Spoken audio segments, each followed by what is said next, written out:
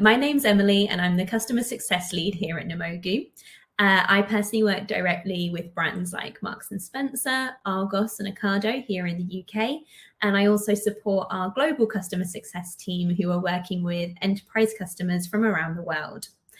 And today we're going to be discussing how to win the Q4 holiday season, from acquisition to checkout and everything in between. Before we get started, let's go over a couple of short housekeeping reminders. If you have a question, we encourage you to please use the Q&A in the right side chat, and we'll try and answer as many of your questions as possible following the fireside chat with our panelists. And if you remember, we also collected some questions during the registration process, which I'll be putting to the panelists during our conversation. Also, just to let you know, this webinar is being recorded and you'll receive a copy of the recording early next week. All right, before we get into the panel discussion, let's think about the current e-commerce landscape and how we can prepare for the massive Q4 holiday season. Casting your minds back to last year, after a summer where many countries loosened their pandemic constraints and then new COVID-19 variants cropped up during the fall of 2021, which resulted in increased restrictions and more people staying inside, just in time for Cyber Week 2021. Consumers had already become very comfortable with online shopping, and on top of that, economic stimulus payments gave many consumers more spending power, so much so that 2021 broke several online holiday shopping records by a landslide. Sales across the whole holiday season reached over $200 billion for the first time in history. Despite the pandemic and a looming recession faced in 2021, Black Friday sales dipped only slightly from $9 billion in 2020 to $8.9 billion in 2021, which is not a significant decline, all things considered. This holiday season, while most of us are no longer confined at home by the pandemic, we're now hit by rising inflation costs. My customers are trying to prepare themselves for the many changing dynamics that will impact the buying behaviors of customers this holiday season. The last 2 years taught us to prepare for the unexpected. So retailers have, in general, ordered more, and now they're stuck with surplus inventory, plus facing shipping challenges.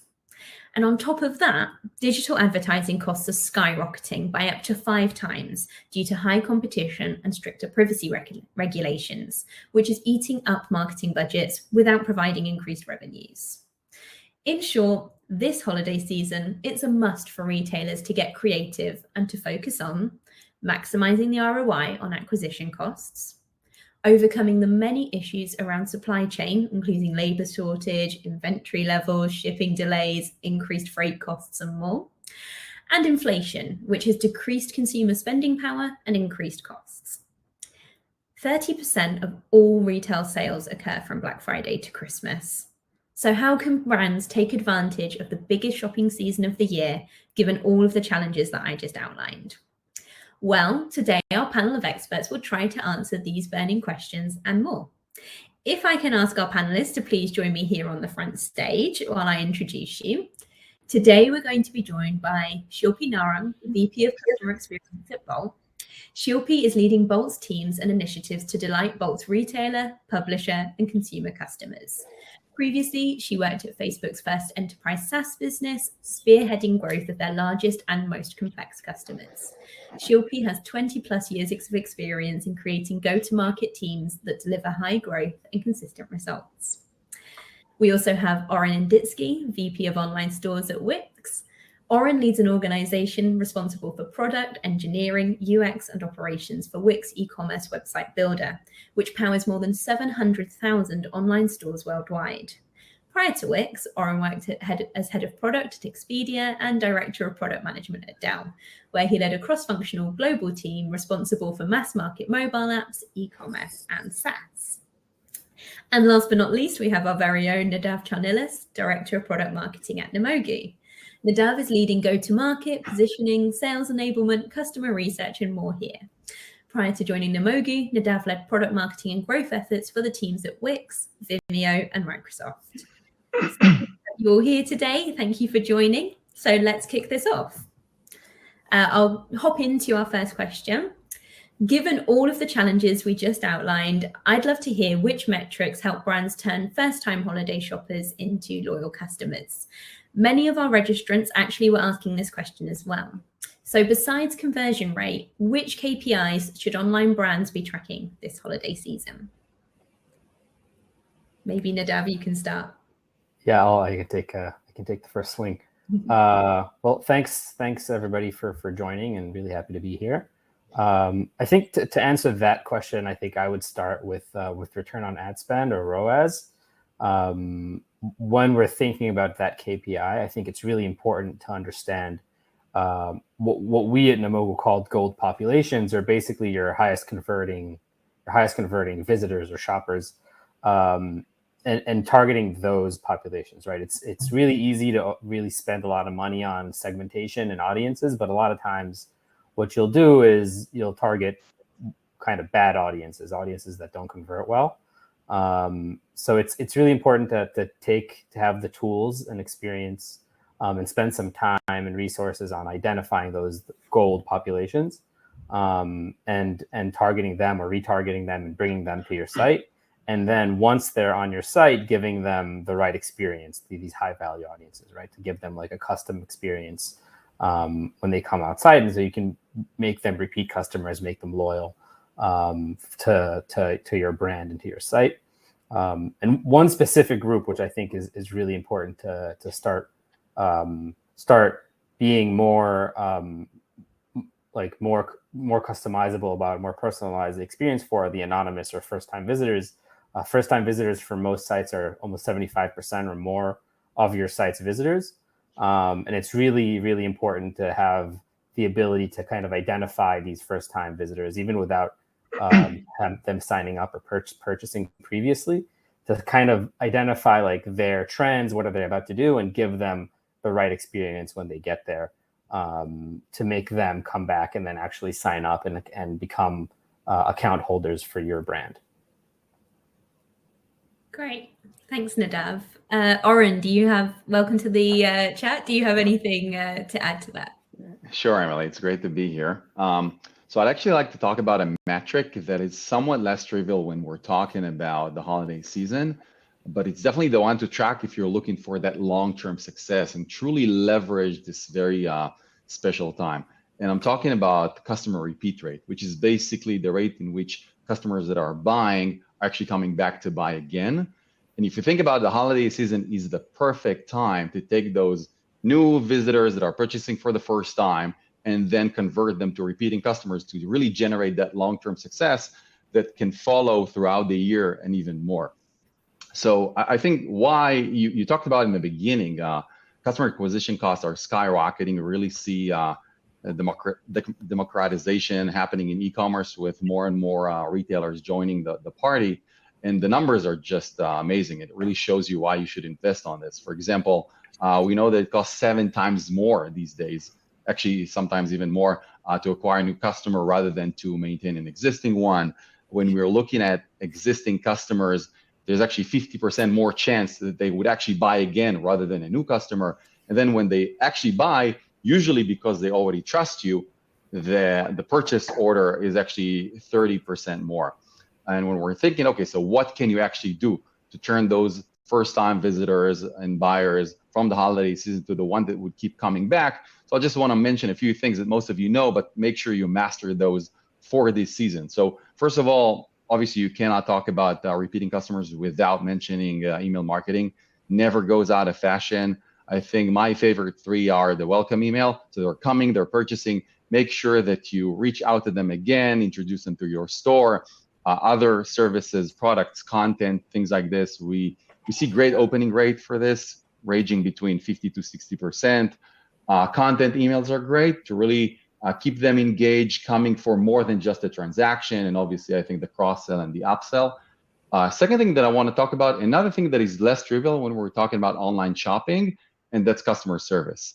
But because it's less trivial, I think it's so delighting, surprising, and can really set you apart from your competition if you invest in this. Because this is really something that is harder to copy and really makes customer coming back and again and again. You know, you can invest in live chat, and make sure that you have great FAQ, and just be proactive about it. Third thing, obviously, that I want to talk about is coupons and discounts. I think we all know those. Make sure to use those to bring them back again. And obviously, social media. So a great place for you to meet them again. Ensure you have great presence. Ensure you have things that would make them come back again to get value beyond what they're buying and to attract them back to your site. I think before the panel, Shilpi and I talked a lot about, I think, the importance of loyalty programs, but I think Shilpi can talk a lot of things great about it. So off to you, I guess. Thank you, Oren. I guess that's a great time to bring Shilpi into the conversation. Thanks for joining us. Which KPIs would you recommend our attendees are tracking this holiday season? Thanks, Emily. It's really great to be here. And yes, I really enjoyed both Nadav and Oren's comments, and especially the comment on customer service. You know, that is such an overlooked aspect, but for the shopper and for the buying experience, it's such a critical one. So I love it. So thinking about KPIs, so, you know, it's no surprise that shoppers have so many choices these days, right? 40% of shoppers say that they shop with more brands today than they did before the pandemic. And we see that 46% of them say that they're less loyal to the brands that they used to love because they just have more options. So one of the key KPIs I recommend is account creation. And so, you know, to the comment on loyalty, account creation is a leading indicator of stickiness or loyalty. And so in the shopper journey, regardless of whether as a merchant, you're prompting for account creation before, during, or after the purchase, like getting the shopper to create an account, and then therefore you have access to first-party data. That's becoming more and more important. But then, of course, the thing to keep in mind is that, you know, when you're encouraging them to for account creation, that can introduce friction for the shopper during the shopper journey, and that's problematic because you don't want to introduce friction. So it's really important to make account creation as seamless as possible during checkout. We do this with like a simple checkbox, that's it.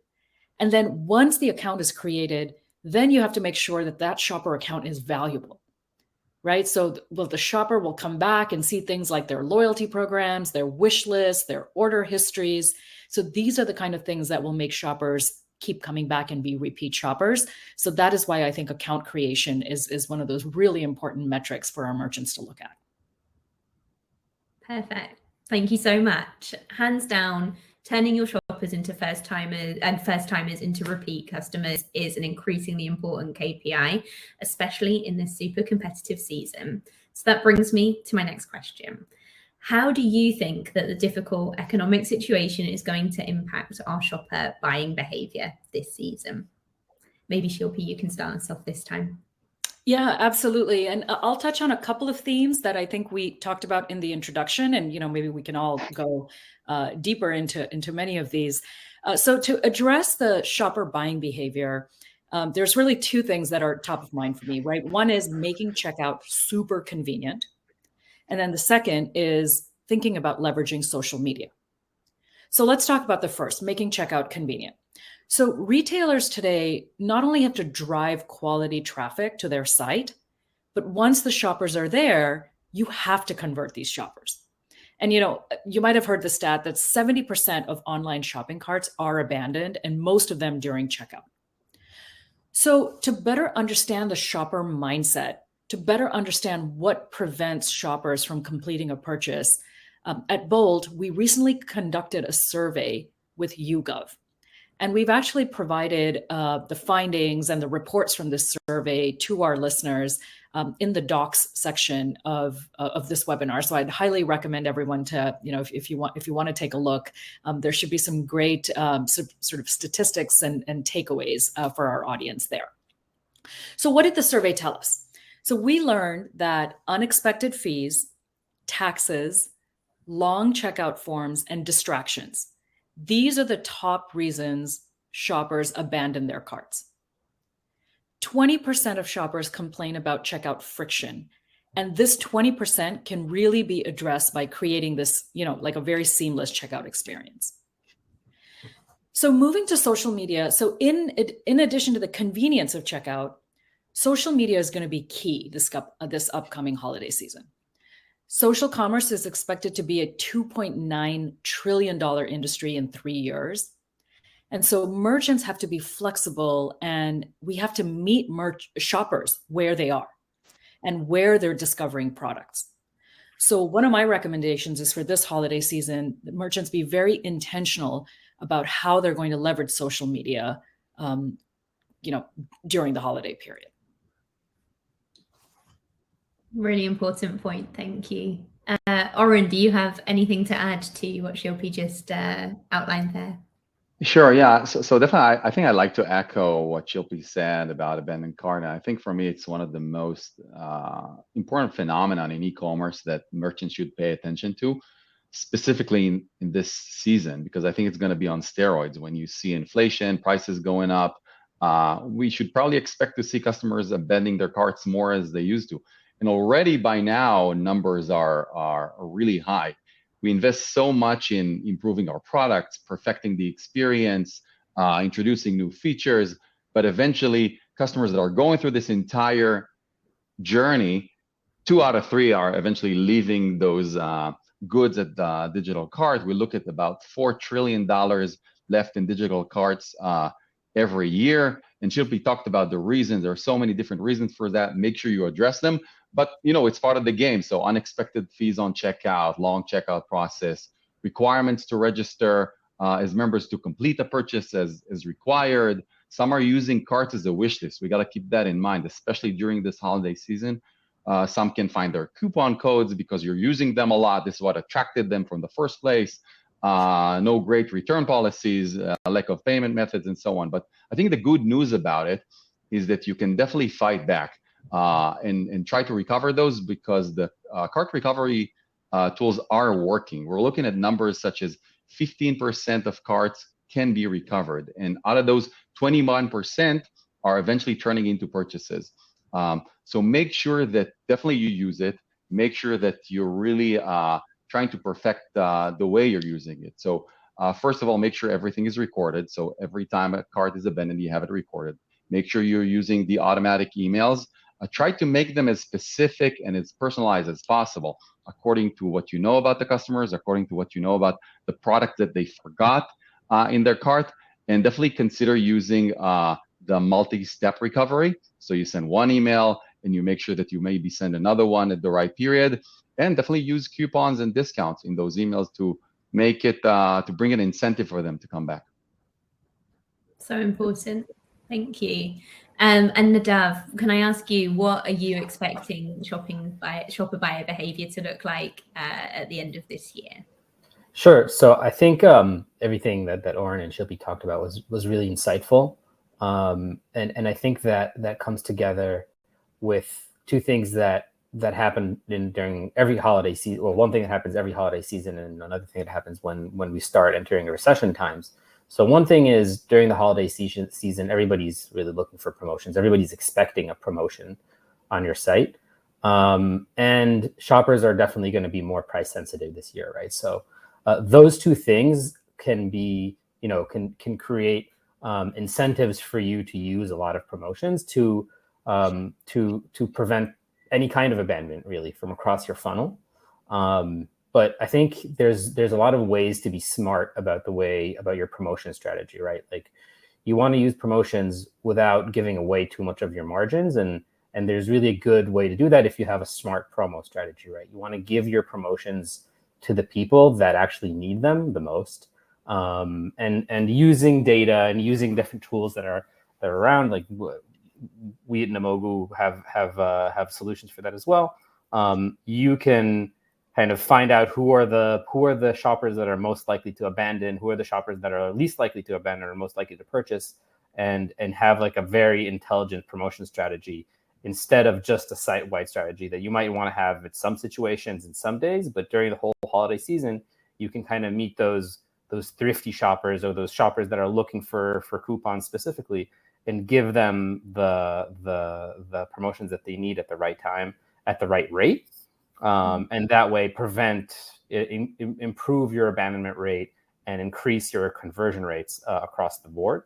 So I would definitely think about moving away from a one-size-fits-all promotion strategy toward a more intent-based promotion strategy, and using data in that way. So we're really smart and kind of taking advantage of those two forces that are coming in a shop during the holiday season, during a recession or a difficult economic situation.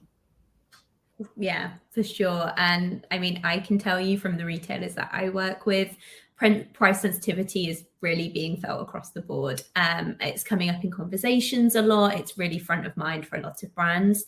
I'm not sure if the attendees today feel the same way, but with inflation eating at the shopper's discretionary budget, they're seeing a growing number of budget-minded customers who are looking for savings, maybe waiting for markdowns and switching brands, so being less loyal. So it's more important than ever to personalize the experience for these shoppers. Specifically thinking about digital advertising, what are some of the ways to optimize the on-site customer journey to increase conversions from acquisition and to ensure that brands are seeing a good return on ad spend? Oren, do you want to kick us off this time? Yeah, sure. So I think throughout my career at e-commerce, I think some of the biggest uplifts that I've seen came from addressing curation. What I mean by curation is which products you offer, how many products you offer, and in which order. Now, if you don't have a lot of products, you can, invest a lot of time thinking and do it manually. If you have a lot of products, and I know if I'm looking at the audience that this is usually the case, it's a great idea to invest either in in-house data science capabilities and machine learning, or go outside, look for a third-party integration. If you're on a platform, definitely use an app for this or something like this. And basically, the idea that I would recommend is to go for those models that are generating a likelihood of purchase score. And they're generating this for each one of your products, and they're sorting them according to this score. And the best way to generate this score is basically to have that model with variables that basically reflect everything that a customer can see on your product. The color, the rate of discount, the price, basically everything like this could be a variable, and the model generates coefficients for this. And then based on what's actually happening in reality, it comes back and then optimize those coefficients to make sure the likelihood of purchase is as real as possible. The other thing to make this likelihood of purchase even better is to also take variables that are related to the shopper, meaning what device they're using, which country they're coming from. So you can go all the way from segmentation to personalization, depending if you know those customers, as Shilpi said, if they're actually creating an account.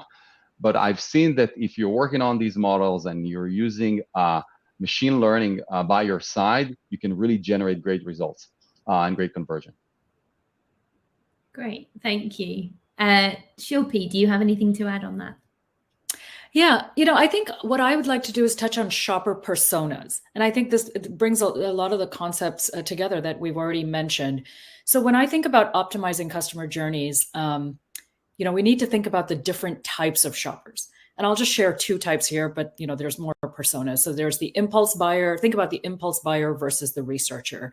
And I think to our, to the point stated previously, it's not a one size fits all promotional strategy, but it's like, how are you curating your promotional strategy and your email marketing to the type of buyer, and how are you tailoring that? So for example, for the impulse buyer, experiences like product page checkout and then one-click checkout are extremely important because, you want to capture them when the interest is really high. And great example of this is the social media impulse buyer. For the researcher persona, it's quite different, right? The focus might be on discounts, on loyalty programs, on add-ons. And so, for example, if they're a Google shopper, they're coming from Google, you probably know that they're a researcher persona. And so another interesting stat from our YouGov study was that 32% of your shoppers just may not be ready to purchase the items that they've added to the cart. I think Oren mentioned this, right? They could be using a cart just to save items and as a wish list or a place to do price comparisons. But at the end of the day, they are still showing interest in buying. So there are very specific ways you can still help them convert. And so again, it comes back down to that very intentional email marketing strategy and tailoring your promotions to them. Great, thank you. And Nadav, is there anything that you'd like to add on that question? Yeah, when I think about optimizing the customer journey, I think about two main things. One is predicting your shopper's next move or what they're going to do, and the other is something that Shilpi brought up in the previous question, is kind of interruptions to your funnel. So to the first point, when people are on your site, you have the ability to collect thousands of data points on their behavior, right?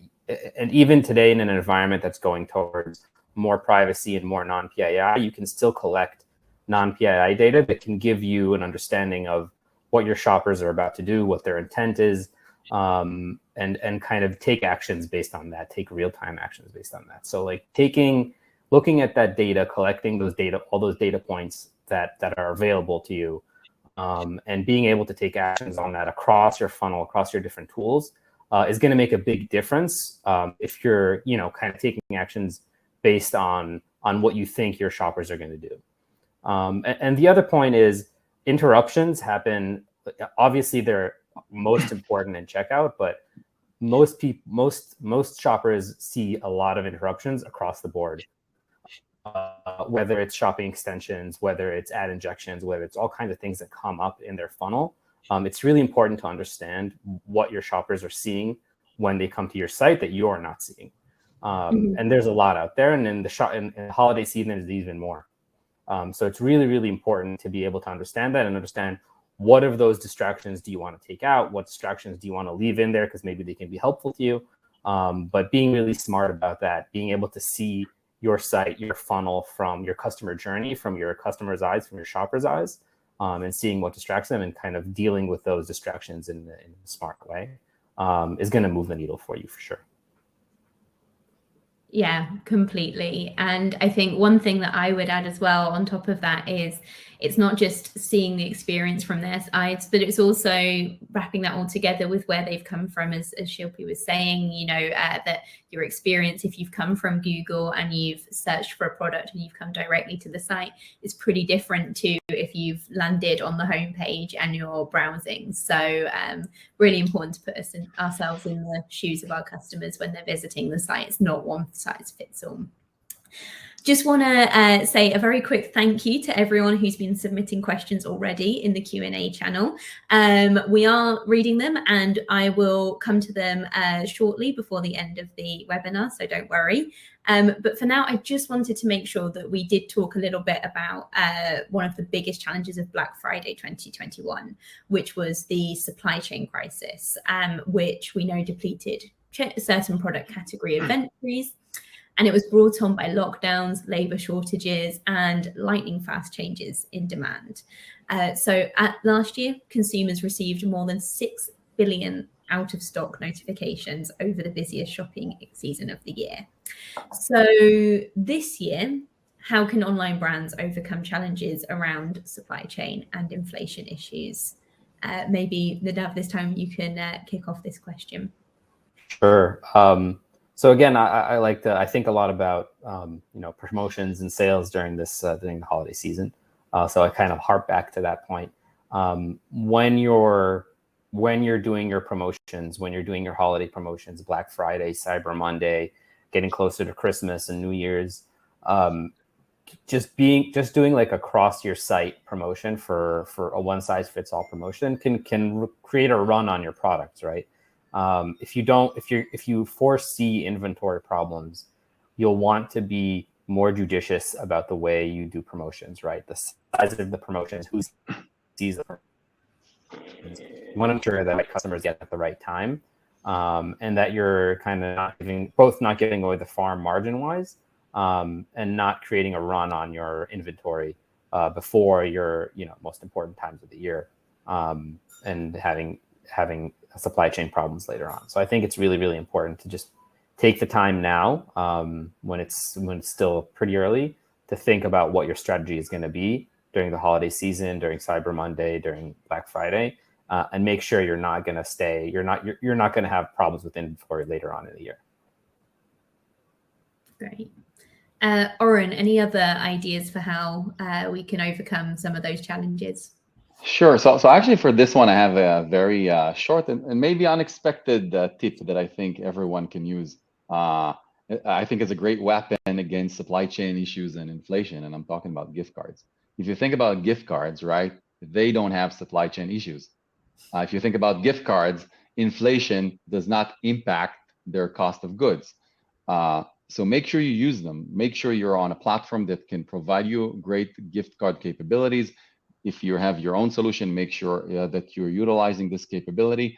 A few things that we've seen that are working really well, especially during these times, is have custom amount gift cards. And then really customers are not limited to their willingness of spend.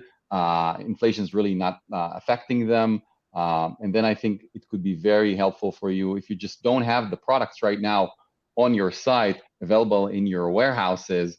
They can still purchase. And as well, we also know that this is also the gifting season. So it works together. So I would really advise using it. Great. And very good for the tricky people in your life if you can't decide what to buy them. Yep. Thank you. And Shilpi, is there anything you have to add on that one? Yeah, sure thing. I was just thinking, I do love the gift card strategy because I love giving gift cards and I love receiving gift cards. So it works both ways. So when I think about this challenge, I think I'd like to approach it from a shopper experience lens. And one strategy that I've seen really successfully deployed is to be very intentional about which SKUs are being offered, right? What inventory. And like most merchants will, have thousands of items or maybe hundreds of items. And so the strategy is to think about what your best sellers are and think about where you want to double down and curate that so you're offering fewer SKUs, but you have deeper inventory. And versus SKUs that might be out of stock, and then you have customer experience challenges. And then this way, the merchant is optimizing for the shopper experience, and they're also managing their inventory in a smarter way.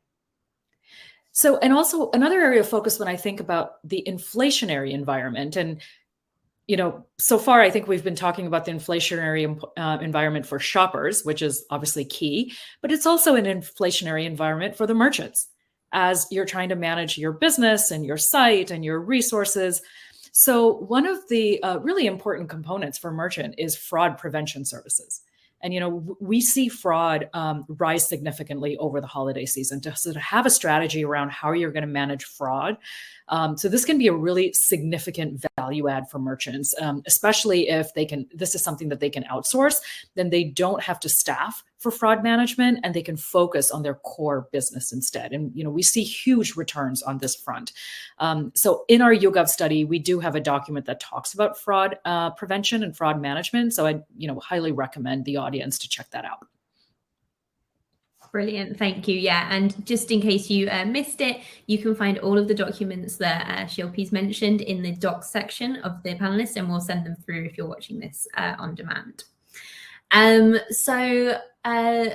One question that we got a lot in the registration process that I wanted to quickly raise is about the checkout process. And with cart abandonment being so high, how important it is to streamline the checkout process.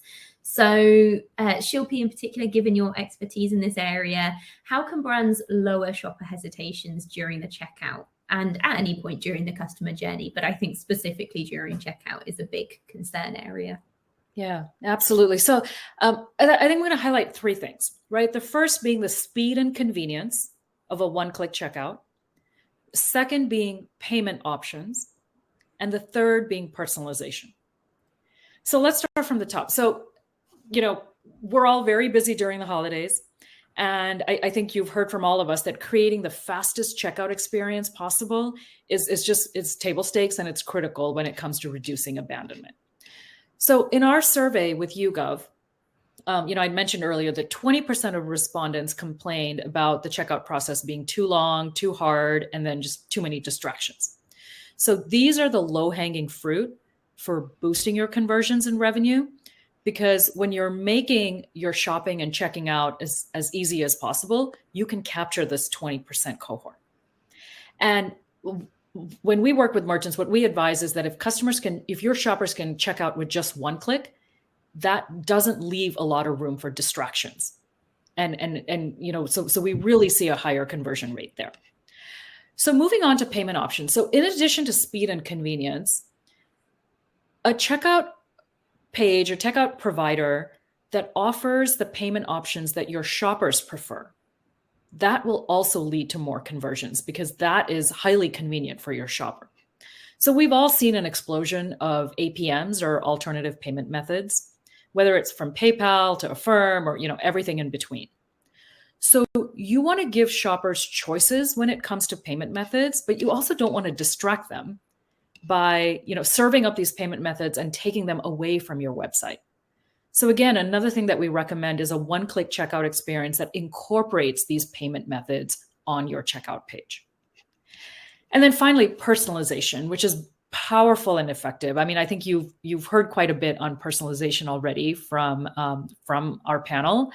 Whether it's messaging your loyal customers with a discount, identifying cross-selling opportunities on your bestseller items, or making shopping recommendations. Again, this comes back to the concept of don't approach this with a one-size-fits-all.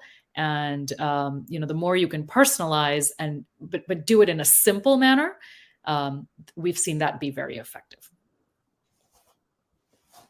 Brilliant. Thank you, Shilpi. So I think that's really important. And I'm sure that a lot of our listeners today will be very interested to hear that because, like I said, it was a question that came up a lot during registration. So I think, one thing that I'd like to kind of end the panel discussion on is, before we get onto the Q&A, is to, talk about what brands can do right now to prepare for this season. We know that some of our brands are starting already, planning right now and maybe even launching promotions in October to capture that market share. So maybe we can end our the first part of our discussion by talking about what you recommend the listeners start with today. Maybe Oren, you can take that to begin with. Sure. Yeah. So obviously, when we're thinking about the holiday season, everyone's doing promotions, everyone really brushing out marketing, making sure the experience is great. I'd actually like to talk about things that take some more time to generate and things that can truly make a competitive edge, especially in e-commerce. We all love it because it's very flexible and it's very quick. But the cons of that is it's just very easy to copy great products, great services, and great experiences. One thing that is harder to copy are network effects. And basically, it means that you generate exponential more value to your visitor the more visitors you have, right? And the way to generate that, and it takes some time, so good to start with it today, is to basically focus on loops. And I like 4 loops that can generate network effect. The first one is the viral loop. What I mean by viral loop is make sure that your product, services, and experience really encourages sharing. Now, I'm not talking about the easy to implement sharing button. I'm talking about thinking about an experience that really encourages that in a very creative way. If you think back in time, the kings of that tactic were Groupon, that back then were the fastest growing tech company in the world, because if you remember, it used to be something like this. So you get a 20%, 50% coupon if about 1,000 people would join the coupon. So now you have a really big incentive to go out there to your friends and encourage them to join because you earn from that. So make sure you're doing things around that really encourages people to kind of give you that free marketing in a way. The other thing is the social loop, and it basically means that the more people come, the more value you have. And the best way to do this is basically to have forums on your site, to have reviews, basically place for people to engage and interact and get some more value beyond the actual transaction. It's another reason for them to come. And once you have enough people, it's really hard to copy. You cannot do it overnight right before the holiday season. The third one that I wanted to talk about, and this is not an easy one. This is what I call the compulsion loop. It means that there's a delighting surprise when people are coming to your site and store. So it's not always the same thing. The kings of this, and I'm talking about now the physical world, but we can really learn a lot from this, are Costco. We all know we go to Costco, yeah, we are going for those giant serial discounted packages. But we all know when we're going through the aisles, you're going to see something surprising that you haven't seen last time. And in many cases, this is the reason that you keep coming back and you love coming back. So why don't you generate something like this in your online store, right? That would encourage people to come back. And the last thing is obviously the data loop. And we talked about it, but basically make sure you capture the data, make sure you have this datification process, and make sure you have the mechanism to use this data to improve the experience, to improve the shopping journey, to improve conversion for the next people that are coming. Those 4 things are things that are not so easy to copy. It takes some time to do. It's better to do it ahead of time and be ready for the holiday season to really take advantage of those capabilities. Absolutely. Thanks. Nadav, anything to add to Oren's point there? Yeah, I'll just add a little bit on piggyback on Oren's really insightful kind of talk there. You talked a lot about these loops, and I agree that's super important. And I think one of the really important ways to start creating these loops is, like I said, kind of turning anonymous visitors, unknown visitors, into known visitors, into loyal customers. And one of the ways to do that is to get that subscriber information, right? Like the email, their telephone numbers, whatever you can get, to get them to become customers that you can communicate with on an ongoing basis, that that can start becoming your fans and your loyal customers. So it's really important to understand the right times and the right places to ask for that information. People today are rightfully so very sensitive about their private information, about their email, about the telephone. But if they're going to get a really good experience from you, if you do it at the right time, in the right way, in a way that doesn't seem spammy or too, as a marketing person, it hurts me to say this, but not too markety. If you do it that way, if you do it right, if you do it based on, their intent, seeing when they're actually starting to get engaged, you will get more and more of those email lists and those telephone leads, and you can start actually communicating with them in a smart way and creating those loops that Oren talked about, which are such a huge force multiplier. And then again, once you get those emails, once you get those phone numbers, you want to be judicious about how you use them, and not too spammy, not like just hit them with promotions and what seems like commercials, but kind of help them along, give them things that are relevant to them, send them suggestions for merchandise or for things that they actually want, or you think they might want, and kind of create those loops for them going forward.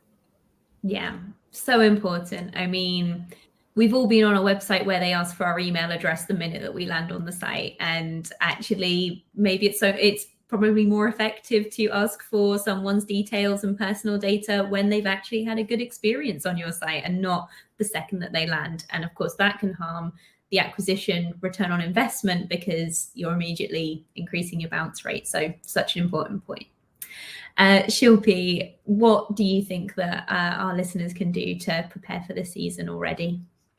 Yeah, I think from my perspective, I'd summarize on 3 points. The first being, this concept of creating a seamless shopping experience, right? Whether it's beautiful, easy to navigate product pages, all the way to checkout, and also the post-purchase experience, right? So like, obviously, we can't forget about that. And then especially because during the holidays, the shoppers are, you're looking for many gifts, and you tend to be less patient when you experience hiccups along the way. So that number one would be that really focus on creating this seamless shopping experience. And then number two, just to reiterate that keeping in mind that an abandoned cart isn't the end of the sale. So again, referencing our YouGov study, we found that 74% of shoppers can be persuaded to purchase items after they've abandoned a shopping cart. So whether you use discounts, free shipping, reminders, this is, so you really have to make sure that abandoned cart campaigns, getting them live as soon as possible for the holiday season, I would say is critical. And then finally, I think, it's really important to conduct site traffic stress tests, load testing. There's a lot of A/B testing that's going on. So complete those tests and then freeze your environment. So, we work with many merchants, and of course, we want to leverage those weeks leading up to Black Friday for testing and for monitoring, but we don't want to be making big changes during the high traffic times. Absolutely. Yeah. Let's de-risk that time of year. No one wants extra stress on top of their family coming over and doing their own holiday shopping. Right. Great. Thank you so much for your answers to our questions. I think I'll move on to take some of the questions from our audience that we've received during the session. So one question that we received from you, Val, thank you very much, was, what do you think of location-based promotions during Q4, meaning different discounts for different customers around the world? Anyone on our panel have something to say on that topic? I can start. I think we definitely know two things, and we talked about it, and it works, I think, for every aspect of e-commerce. Segmentation and personalization always work. So if you think about it, location-based products, discount, experiences, right, rather than one size fits all, would always help you. So for example, if it's a raining season at one place, or it's a holiday, different holiday, right, at a different country, and you make sure that you're matching your discount specifically for those occasions. And by the way, for the specific needs, if you think about our globe, right, you don't have the same weather every time, you don't have the same needs every time. I think it's very crucial to make sure that everything you do is in a way segmented. Discounts is a perfect example for this. Brilliant. I'll open it up to the panel. Anything to add? Yeah, I will say I definitely agree with Oren. It's like we've been saying this whole time, personalization, customization, all kinds of these kinds of things are really, really important. It is important, though, to keep in mind that sometimes location-based data can be PII data, right? So you have to be aware of the regulations and make sure you can do that segmentation. You can do customized location-based promotions or messaging or activities of any kind, but you have to make sure that you do it with non-PII data, so you're not violating any local regulations where you are or where your shoppers are. For sure. Shilpi, anything to add on that one? I agree on all fronts. Personalization, making sure it's not all one size fits all. I think location-based can be a good, sort of strategy in the arsenal. For sure. Next question is a bit of a tricky one, but I'm going to ask it anyway because I've heard my customers have concerns about this. So I think it's worth us putting our heads together and trying to think of an answer for this one. How to reduce the returns rate for online shopping. One of our listeners has mentioned in particular this is a problem in the Middle East, but actually I've heard about it across the board. I know a lot of brands have started charging for returns in recent times to help to handle that. So is there any strategies that our panelists have come across so far that might be able to help the question asker? Yeah, I can perhaps kick us off, and like you said, there's various different things that merchants can think of. So it comes down to this post-purchase experience, which is really important because it builds trust and it builds, it will encourage shoppers to complete a purchase if they know that they will be taken care of or the post-purchase experience will be solid. So one of the things that we've seen on addressing returns and when it comes to building trust in the product or in the brand is leveraging social media. So it's really, whether you're incorporating reviews on your product page so that you're providing more data and intelligence on the product that the shopper is buying. So you could do that on your site. You can do that on other social media sites, but really leveraging the power of the group and others who've made the purchase and guiding shoppers that way. I think I can add to that, Emily. I would say make sure you're as honest as possible and providing as much information that is actually needed to make a purchase decision as possible, right? It's not just about selling the product, as we know, because returns are part of the game, and it can ruin your financials. I would say if you're using a platform, for example, at Wix, on our product page, we offer info section. We offer the ability maybe to use 3D visualization of your product. Make sure you have really great photos, right? So the more the customer is getting what he or she is expecting to get based on the information that they get in the product page, right, the less likely they are to return. So I would say do as much as you can to make sure that your customers understand. You can maybe use usability studies. So bring people, potential customer, to see if they actually understand what you're selling, what's their perception of the product when they actually see the product, if they see differences. Try to avoid those as much as possible. Try to be as honest as possible. And I think you would see your returns coming down. Great. Perfect. Thank you. I know that's a big challenge in the industry at the moment. So great to get your thoughts on that. Thank you. Another question from the audience, and I want to say thank you to everyone who's listening live to this session for their interaction on the chat and in the Q&A. We really appreciate it, and I'll try and get through as many of these questions as I can before we completely run out of time. So the next one is, what do you think about Black Friday and Cyber Monday activations playing a bigger role in the holiday shopping season? And what holiday marketing trends do you expect to see this year? So that's a 2-for-1 question there. Does anyone have any thoughts about Black Friday, Cyber Monday, and marketing trends in general over the holiday season? I can kick us off, I guess. We talked about social, right? It's growing every day. And I think what we are going to see is influencers. We're going to see people all over social media making their research and their purchases. Okay, so it's not enough just to have your presence there for marketing, but make sure you have great integrations with social media. Make sure that people can see your account on Instagram, they see a product that they like, and they can immediately purchase. So I think at Wix, we offer a few integrations for some of the social medias. Make sure you have those integrations, because Shilpi talked about it. The impulse shopping, we're going to see it during the season. People are browsing through their phones. They're going to see some cool products. Make sure you're right there capturing that purchase, rather than making them go through a lot of friction from social media to your site, through the checkout. Try to shorten that period and make it as frictionless as possible. Yeah, and I'd love to add a couple of things. So in terms of holiday marketing trends, I think one of the overall trends we're going to see is that the promotions and the shopping will start even earlier than we've seen before.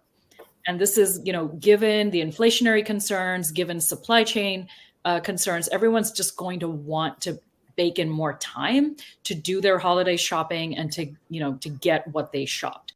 So I think that's one thing merchants are going to have to be ready for, is just that promotion strategy and the timing of when you're attracting those customers. The other thing, when I think about specifically Black Friday and Cyber Monday, is one thing that we hear from our merchants a lot is that they have this huge influx of shoppers during those time periods. But then how many of those shoppers will then come back after the holiday season? So I think this is why, I had mentioned earlier that account creation is such a key KPI, I think, for merchants during the holiday season, because the more shoppers you can capture during the holiday season and make them repeat shoppers afterwards, the better it is, for the merchant overall. Great. I agree with both those points. I think as far as marketing trends go, to go back to a little bit to what Oren was talking about, is the cross-channel marketing. I think it's really important to have your messaging and your segmentation really aligned across your marketing tools. So you're kind of talking, you're talking to the same people across the different channels when you're showing them the personalized or customized messaging. So you kind of it's important to make sure that your segments are aligned across those channels, and you're giving the messages that you want to give to the right people in the right place. So kind of keeping that in mind and being accurate about that is really, really important. For sure. Yeah. And I think I've got time to squeeze in one more question while I've all got you here. Do my best to get as much knowledge out of you as possible. So one question that came up during registration process was about the sheer amount of data that customers are now collecting across all channels. And I mean, I know from my clients that most people find it pretty overwhelming to collect and find meaningful insights in all of the data that they've got. And digital teams, which, you know, may not be able to expand headcount right now, are feeling like they can't keep up with all of the tools and the data points that are on offer. So what are your tips for brands to leverage their data to increase site conversions and stay competitive with, obviously, without invading shoppers' privacy? Let's do a quick fire round before the end. I'm happy to start to get us started, and specifically on shopper privacy. I think this is one of the fundamental challenges that Bolt is addressing. So why do shoppers why are they asked to store their same personal data on every online store when they shop? Because it's one identity, right? So our merchants are able to collect this first-party data and store accounts for their shoppers, while shoppers are using a single account across every online store. So it's all stored securely and it's compliant with industry regulations. So if you can imagine one shopper account for every place you buy online, it's such a simple concept, and it benefits both the shoppers and the merchants. Thanks, Shilpi. Nadav? Yeah, so this is actually something we talk a lot about here at Namogoo with our customers, I think, and with our products is everybody's really concerned about PII data and privacy, like Shilpi said, and regulations are bringing us to a non-PII world. But in reality, there's no reason to be concerned. There's so much non-PII data out there. There's so much non-PII data that's collected in the customer journey. You don't have to have it be. You don't have to use PII data to make really impactful actions that move the needle on conversion, that move the needle on abandonment, that move the needle on ROAS, right? So leverage that non-PII data and make sure that you can use it to create segments, even if they're anonymized, even if they're really grouped up into bunches of shoppers and visitors. You can leverage that non-PII data, and then again, it's really important to have just like one source of truth, really, just one place where that data lives, and then that you can shoot that out into your different tools and have that aligned experience to give a really good customer experience and marketing experience and messaging experience to the people that you're talking to.